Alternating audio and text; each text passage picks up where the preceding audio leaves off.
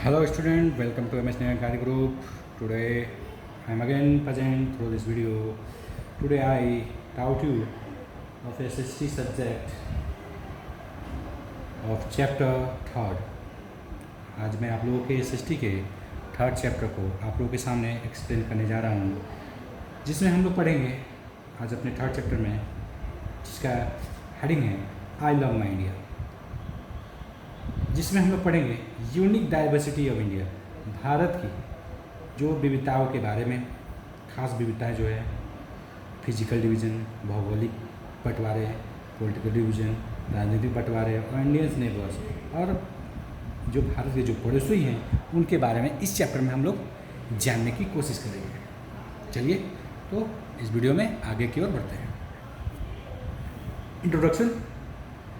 India is officially called the Republic of India and it has an elected government. Bharat जो है एक कहा जाना Republic of India. Republic of India का मतलब होता है गणतंत्र राष्ट्र है। ये भारत एक गणतंत्र राष्ट्र है। यहाँ पर चुनी हुई सरकार है।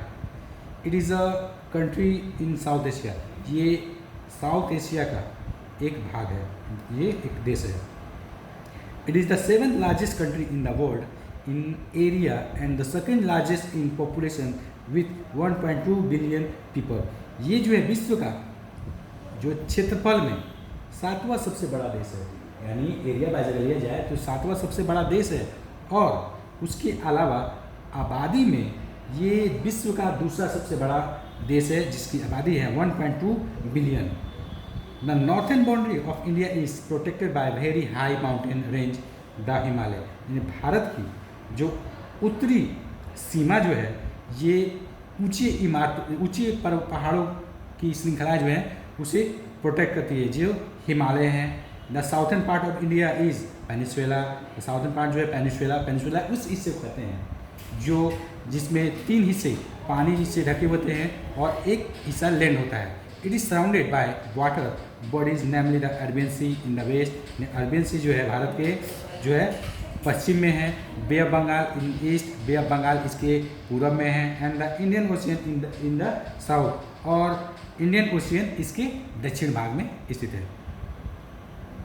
Kanyakumari is the south most tip of the mainland of India. यानी कन्याकुमारी जो है भारत का दक्षिण का सबसे अंतिम छोर है।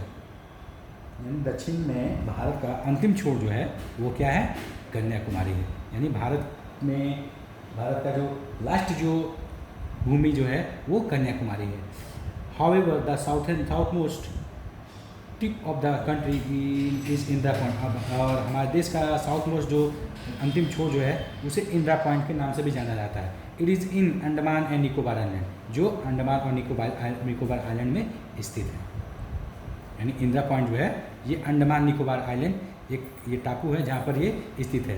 यूनिक डाइवर्सिटी ऑफ इंडिया, यानी भारत की जो एक खास विविधताएं जो हैं उसके बारे में हम जानेंगे। India's diversity can be seen in her people, culture, festivals, dresses and customs, religions, flora and fauna and varying landscapes. यानी भारत की विविधता जो है हम लोग यहाँ के रहने वाले लोगों में उनकी सभ्यताएं, उनके त्यौहार, उनके कपड़े, उनके धर्म, उनके पूजा पाठ, उनके जितने भी कार्य हैं, इन सारे चीज़ों में अच्छी तरीके से हम देख सकते हैं, इसको हम अच्छी तरीके से जान सकते हैं।